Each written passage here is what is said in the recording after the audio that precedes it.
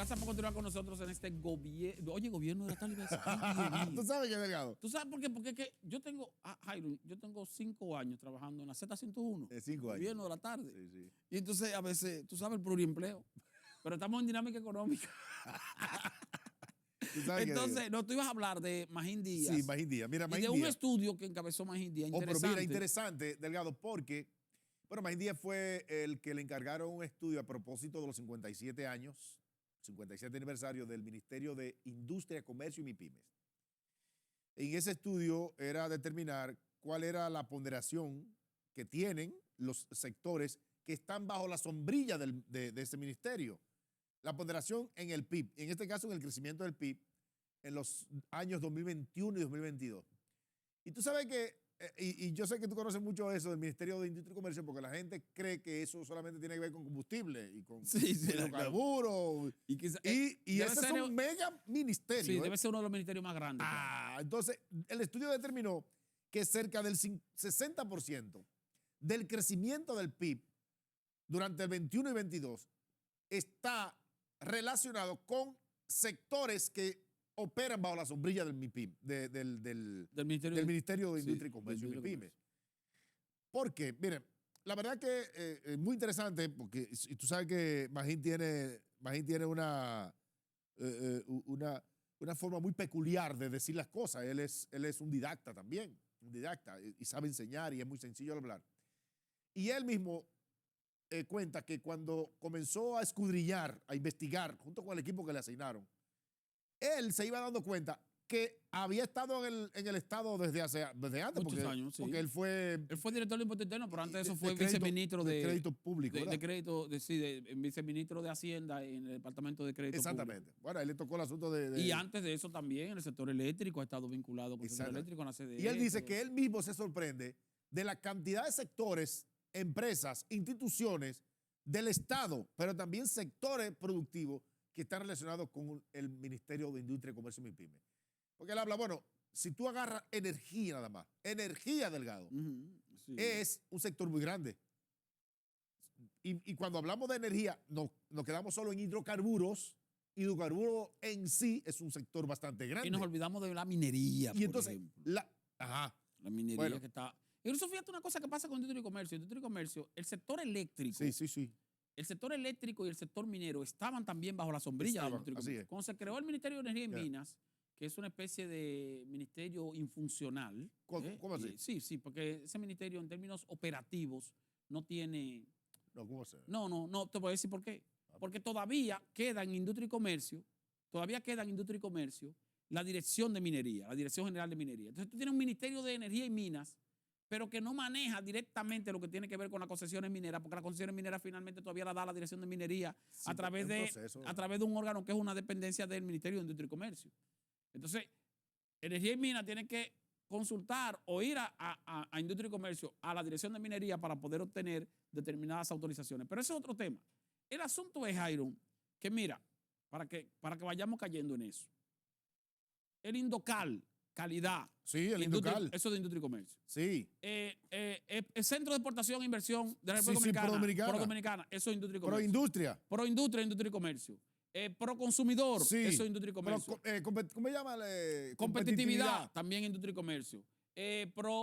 Competencia, también eso está bajo la sombrilla de Industria y Comercio. Pero hay otro que tiene que ver con competencia. De los tratados comerciales. Sí, también la ODC, la Oficina de Defensa Comercial. Exactamente. Y eso competencia de leal. También eso está bajo la sombrilla de Industria y Comercio. Pero el comercio local. Proindustria. Proindustria. Está bajo la sombrilla de Industria y Comercio. Que administra los parques del Estado. La zona franca, el Consejo Nacional de Zona Franca también está bajo sombrilla de Industria y Comercio. Oye, pero... Oye, todas las instituciones que hemos mencionado y todavía faltan. Y todavía falta. Entonces, cuando él comenzó a sacar cuenta, dijo, pero ¿qué es esto? Es una monstruosidad. Pero ahí entonces hay que agregarle todo lo que tiene que ver con el comercio local, con las MIPYMES, porque Industria y Comercio es miembro de ProMIPYME. Bueno, ProMIPYME está también en la sombrilla de Industria y Comercio. Pero también dice, ¿y la economía naranja? La economía naranja. La economía del arte. La economía del arte, sí, que tiene que ver con la parte de entretenimiento. Entonces, también ellos, pero hay otra parte importante, que no podemos soslayar, como dicen un científico. El comercio ilícito, lo que tiene que ver con el comercio ilícito, por ejemplo, bueno, la parte que tiene que ver con tratados comerciales, competencia desleal, Sí. pero también el manejo de trasiego y contrabando de combustible. Ah, sí, O sí, sea, sí, sí. hay una unidad Bueno, el inclusive. mercado de combustible completo, Exactamente. señores. Gas, gasolina, Aptur, gas natural, todo eso lo regula Industria y Comercio. Exactamente. Entonces, él habla en esta presentación que hizo de que, y yo no sé si estoy de acuerdo con él, que este es el gobierno que más choques externos ha tenido que enfrentar en la historia reciente de la economía dominicana. ¿Tú estás de acuerdo con eso? Bueno, no que más, pero sí Delgado, que sí. mayores. Que No, mayores, sí, es cierto. él dice más y persistentes. Sí, porque por ejemplo, la pandemia es un choque externo. Sí, La pandemia del pero eso COVID-19. hace 100 años que no pasaba eso. No, ¿entiendes? y nada más, y la magnitud. Por eso te digo, Y no la solo que magnitud. más, sino la magnitud, el tamaño. Por ejemplo, el caso de la guerra Rusia-Ucrania, que pudiera verse como algo aislado, pero ha representado un choque externo extraordinario Por por los lo que tiene que costos. ver con los costos de materias primas. Sí. Eso ha sido brutal. Bueno, la inflación es la un inflación choque, general un choque también que tuvo también que un choque enfrentar. externo. Los Exactamente. aumentos de los costos, que también es una consecuencia de la pandemia. Y Sí. ciertamente, es verdad, en estos 3 años, del 2020 No, ha sido hasta horrible. ahora, la mayoría de las situaciones que han incidido en la economía local han sido de choques externos, o sea, de situaciones que se han producido en el exterior y que han incidido en la economía local. Dice aquí, realmente, Es cierto. realmente estos 4 años van a ser probablemente los de mayor crisis o choques externos que ha enfrentado un gobierno en la historia económica reciente, con la diferencia de que esos choques han sido más persistentes. Persistentes en el sentido de que, ok, tú recibí un choque y se te va el choque, pero no, estos choques se han quedado. Sí. Se han quedado. ¿Y tú sabes por qué no han sido más impactantes?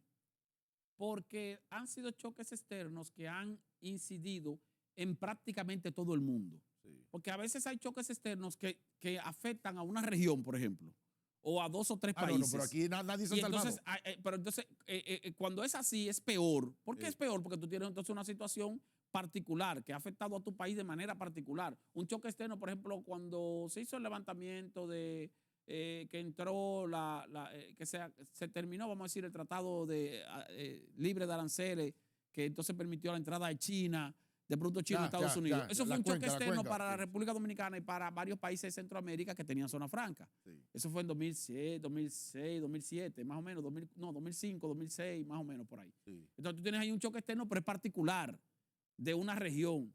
Pero cuando tú tienes un choque externo que es mundial, bueno, tienes el alivio o el consuelo que dice, bueno, por lo menos estamos todos embromados. Dice él también. Todos estamos mal, no uno solo. Dice él, la crisis financiera 2008. Dice, sí, fue una gran crisis, pero afectó básicamente a los 12 países. Por más eso estoy grandes. diciendo regional. Fue una Exactamente. crisis, pero Sí. no una crisis general. Exactamente. Un choque externo particular. Exactamente. Sí. Y claro, fue importante porque cuando hablamos de los 12 países más importantes del mundo, pues obviamente que es una crisis que tiene algún efecto en algunos, Sí, en sí. las economías más grandes, que puede traducirse en efectos secundarios. Bueno, nosotros decíamos en aquel entonces, decíamos como país, porque lo decía el presidente, que estamos, ¿cómo era? Seríamos Blindado, exactamente. Sí, eso es Entonces, una palabrita muy Entonces, que le gusta mucho a los sí, funcionarios sí, del sí, gobierno. sí. Pero claro, una cosa es con violín y otra con guitarra. O sea, Sí, una cosa es en la posición y otra es en Ay, la. ay, no me diga eso, que vi un video ahí. No hable de eso. ¿Eh? Está circulando un video ahí. Porque mira, oye, quiero hacer un paréntesis ahora que tú hablas de video, antes de continuar con este comentario. Que los políticos, cuando están en la oposición o están aspirando a ser presidente o a cualquier cargo, deberían medir un poco sus palabras. Porque después que llegan al cargo, en algunos casos tienen que agarrar una cucharita y tragarse las palabras como si fuera sopa. Sí, sí. Sí, Sin le embargo- pasó, pero mira, le pasó a Hipólito, Pero sin embargo, le pasó a Danilo y le va a pasar a este. pero sí, pero eso se Le entiende. va a pasar. Pero sin embargo, eso se Le va a entiende. pasar. Se entiende en parte por algo. No, pero no. Porque eso cuando le pasa a un político, Jairo, que nunca ha estado en el gobierno y llega al gobierno, entonces tú dices, bueno, se va a tener que tragar sus palabras, pero tú dices, bueno, se le puede atribuir a la ignorancia Sí, bueno, o al también. desconocimiento. Al desconocimiento. Sí. Ahora, cuando es un político que ya fue presidente, sí tiene que tener cuidado. Por ejemplo, nosotros tenemos un candidato, que es el candidato Leonel Fernández, Sí. que fue presidente de la República. Sí, sí, Entonces, ese político en oposición sí tiene que tener cuidado. Cuidado, es cierto. Porque ese político conoce el gobierno. Sí, sabe. Entonces, pero un político que no conoce el gobierno, de repente todo lo que habló, tú dices, bueno, Ah, no total, sabía, él eso no sabía. ¿Qué es lo que le pasa, por ejemplo, a Luis Abinader actualmente? Bueno, nunca había estado en el gobierno, decía cosas que él podía hacer, cuando llegó se dio cuenta, espérate, ya la realidad es. Abinader ni como regidor había dado. No. Nada. No, pero no solo. No, porque Leonel tampoco. Pero cuando hablamos cuando hablamos de gobierno, no necesariamente que no haya estado en alguna posición, sino que cuando tú no has sido presidente de la República, tú no sabes. Señores, solamente el presidente sabe. Oye, eso. Lo que es estar ahí sentado. Lo que es ser presidente. Porque se manejan muchas cosas. Y lo que uno se entera Ahí. es lo mínimo. El 1%. Claro, de lo que nos enteramos de lo mínimo. O sea, eso no es. Pero hay que ir a una pausa, Jairo. Hay una pausa. Sí, cuando retornemos seguimos entonces con dinámica económica.